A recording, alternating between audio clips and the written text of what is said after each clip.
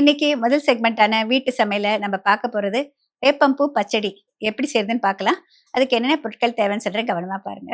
வேப்பம்பூ பச்சடி செய்யறதுக்கு தேவையான பொருட்கள்: உலர்ந்த வேப்பம்பூ கைப்பிடி அளவு, 150 கிராம் உரித்த சிறிய வெங்காயம், 10 பல்லு பூண்டு, வெந்தயம் அரை டீஸ்பூன், 7 சிகப்பு மிளகாய், மிளகு சீரகத்தூள் அரை டீஸ்பூன், வெல்லத்தூள் சிறிதளவு, சீரகம் அரை டீஸ்பூன், மஞ்சள் தூள் விரும்பும் அளவு, புளி எலுமிச்சப்பழ அளவு ஊற வைத்து கரைத்தது, கொத்தமல்லி தழை சிறிதளவு, கறிவேப்பிலை விரும்பும் அளவு, பெருங்காயத்தூள் சிறிதளவு, எண்ணெய் தேவையான அளவு, உப்பு தேவைப்படும் அளவு. வேப்பம்பூ வெந்தய மிளகு பச்சடிக்கு தேவையான பொருட்கள் எல்லாம் பார்த்துட்டீங்க இல்லையா?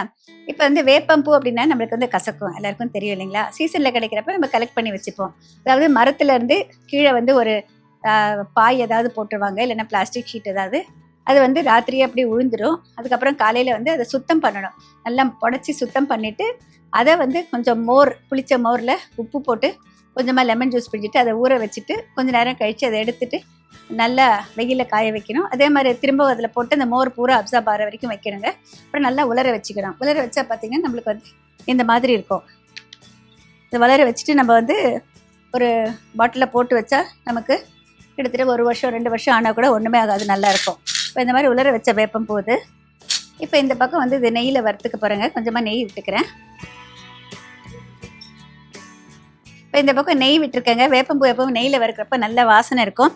இப்போ இந்த வேப்பம்பூனுடைய இந்த கசப்பு தெரியாமல் செய்கிறது தான் இந்த ஒரு டிஷ்ஷு. இப்போ இது கிட்டத்தட்ட 1 டேபிள் ஸ்பூன் அளவுக்கு எடுத்துக்கலாம்.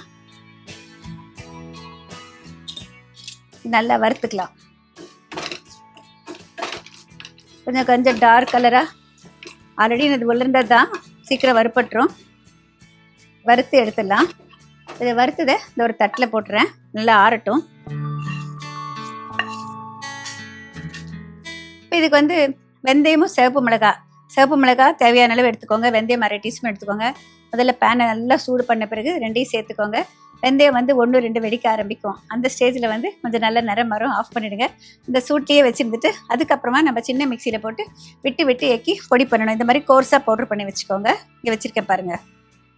இது ஒரு தனி ருசியை கொடுக்கும். அதுக்கு மிளகு சீரகத்தை கரகரப்பாக பொடி பண்ணி தனியாக வச்சுக்கோங்க. பேனில் நல்லெண்ணெய் விட்டு வச்சுருக்கேங்க. நல்லெண்ணெய் தான் இதுக்கு நல்லா டேஸ்டியாக இருக்கும்.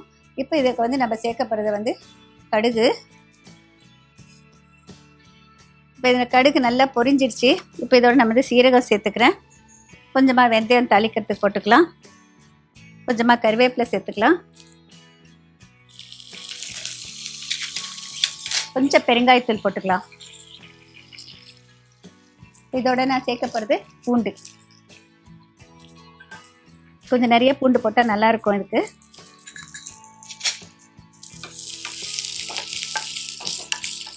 ஆக்சுவலி பூண்டு டேஸ்ட்டு பார்த்திங்கன்னா ஓரளவுக்கு கசப்பும் இருக்கும், துவர்ப்பும் இருக்கும், உவர்ப்பு சுவையும் இருக்கும்.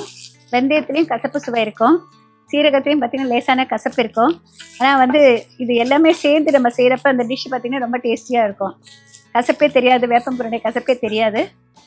உடம்புக்கு ரொம்ப நல்லது, ஆரோக்கியத்துக்கு ரொம்ப நல்லது. வெயில் காலத்தில் அந்த வேப்பம்பூ கிடைக்கிறப்போ நம்ம அதை சீசனில் கலெக்ட் பண்ணி வச்சுட்டாக்கா நிறைய டிஷ்ஷஸ் பண்ணலாம். இதெல்லாம் அந்த காலத்துலேருந்து நம்ம நாட்டில் பண்ணிட்டு இருந்த டிஷ் தாங்க. இந்த பூண்டு லேசாக வதங்க ஆரம்பிச்சிச்சு. இந்த ஸ்டேஜில் சின்ன வெங்காயம் கட் பண்ணதை சேர்த்துக்கலாம். சின்ன வெங்காயம் பார்த்திங்கன்னா லேசாக தித்திப்பு சுவை இருக்கும், ஸ்வீட்னஸ் இருக்கும். நம்ம சாப்பிட்டு பார்க்குறப்பயே அது இந்த மாதிரி இது பேலன்ஸ் கொடுக்கறதுக்கு ரொம்ப ஹெல்ப்ஃபுல்லாக இருக்கும். இந்த மாதிரி நிறைய சின்ன வெங்காயம் போட்டு செய்கிறப்ப இது நல்லா வதங்கிறதுக்காக கொஞ்சமாக உப்பு தூவிக்கிறேன். சீக்கிரமாக வதங்கிறதுக்காக உப்பு தூவிக்கலாம்.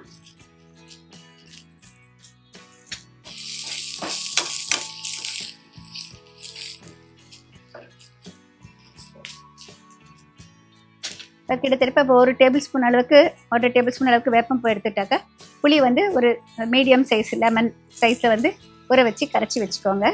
ஓரளவுக்கு நம்ம ரொம்ப திக்காக கரைக்கணும்னு அவசியம் இல்லைங்க. ஏன்னா அதில் தண்ணி போட்டு நம்ம கரைச்சிக்கலாம்.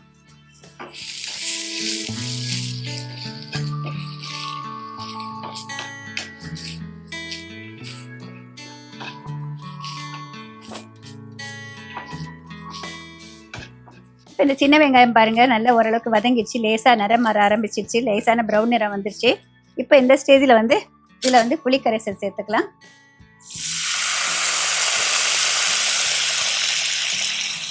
இது வந்து பச்சடி அப்படின்னா கூட கொஞ்சம் திக்காக நம்ம சாப்பாட்டில் கலந்துக்கிற மாதிரி இருக்குங்க. அதுக்கு தகுந்த மாதிரி நம்ம தண்ணி விட்டுக்கலாம்.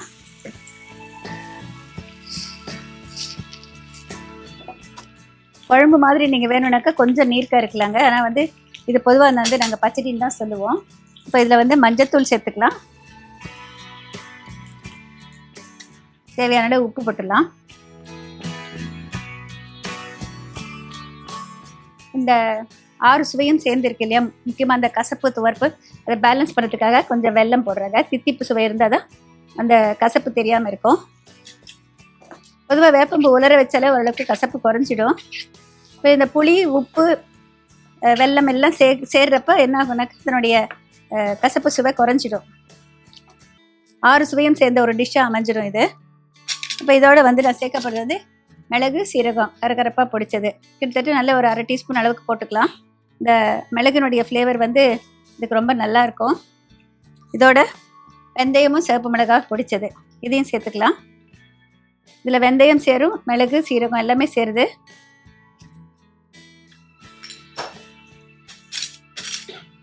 இதெல்லாம் சேர்ந்து பார்த்தீங்கன்னா ஒரு நிமிஷம், ரொம்ப நேரம் வேகணுங்கிற அவசியம் கிடையாது.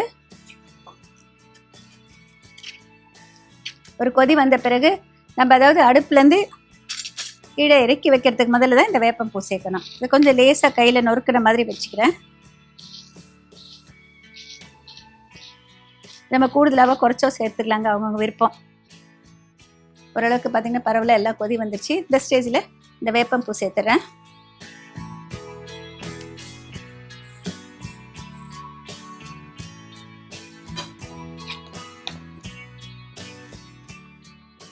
இப்போ பாருங்கள் நல்லா கெட்டிப்பட்டுருச்சு. நம்ம சாதத்தில் வந்து போட்டு கலந்து சாப்பிடலாம், இல்லைன்னா தயிர் சாதத்துக்கு தொட்டு சாப்பிடலாம், ரொம்ப நல்லாயிருக்கும். இதை அடுப்பை அணைச்சிடுறேங்க. அதில் போட்ட ஆயில் கூட அப்படியே செப்பரேட் ஆயிடுச்சு.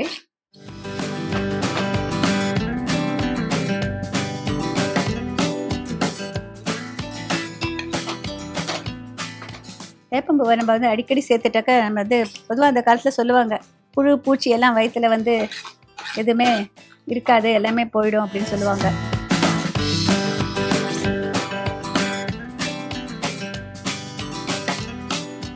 வேப்பம்பூ பச்சடி எப்படி பண்ண சொல்லிட்டு இப்போ ஒரு ரீகேப் பார்க்கலாங்க. ஒரு பேனில் தேவையான அளவு நல்லெண்ணெய் விட்டுட்டு நல்லா சூடான பிறகு கடுகு சேர்த்து பொரிஞ்ச பிறகு அதோட சீரகம், வெந்தயம், கறிவேப்பிலை, பெருங்காயத்தூள் சேர்த்துக்கோங்க. பொடியாக கட் பண்ணி வச்சுக்கிற பூண்டு சேர்த்துக்கோங்க. பூண்டு லேசாக வதங்கிய பிறகு சின்ன வெங்காயம் பொடியாக கட் பண்ணது சேர்த்து நல்லா வதக்கிக்கோங்க. வதக்கிய பிறகு புளிக்கரைசல் சேர்த்துக்கோங்க. தேவையான அளவு உப்பு, மஞ்சத்தூள், வெல்லம் எல்லாம் சேர்த்து கொதிக்கணும். கொஞ்சம் ஓரளவுக்கு கெட்டிப்பட ஆரம்பித்த பிறகு மிளகு, சீரகத்தூள், நம்ம வறுத்து வச்சிருக்கிற வேப்பம்பூ சேர்த்துட்டு நல்லா ஒரு கொதி 2 கொதி வந்ததும் அடுப்பை அணைச்சிடுங்க. நல்லா ஒரு திக்காக பச்சடி மாதிரி இருக்கணும். 6 சுவையும் சேர்ந்த வேப்பம்பூ பச்சடி ரொம்ப ஆரோக்கியமானதும் கூட. இது வந்து நல்ல மருத்துவ குணம் நிறைஞ்சது, 6 சுவையும் நிறைஞ்சது. நம்ம அடிக்கடி வாரத்துக்கு ஒரு நாளாவது வேப்பம்பூவை நம்ம வந்து விதவிதமாக நம்ம சமையலில் சேர்த்துக்கலாங்க. ரொம்ப ரொம்ப ஹெல்த்தியான ஒரு விஷயம். அந்த காலத்துலேருந்து நம்ம நாட்டில் வந்து சித்தர்கள், ரிஷிகள் கொடுத்த விஷயங்கள், நிறைய நல்ல விஷயங்கள் இருக்குது. பாரம்பரியமாக நம்ம வீடுங்களை செஞ்சுட்டு வந்திருக்கிற ஒரு டிஷ் தான் இது. இதை வந்து இன்றைக்கி உங்களுக்கு செஞ்சு காமிச்சதில் எனக்கு ரொம்ப சந்தோஷம். நீங்களும் ட்ரை பண்ணி பாருங்கள், எல்லாருக்குமே ரொம்பவே பிடிக்கும்.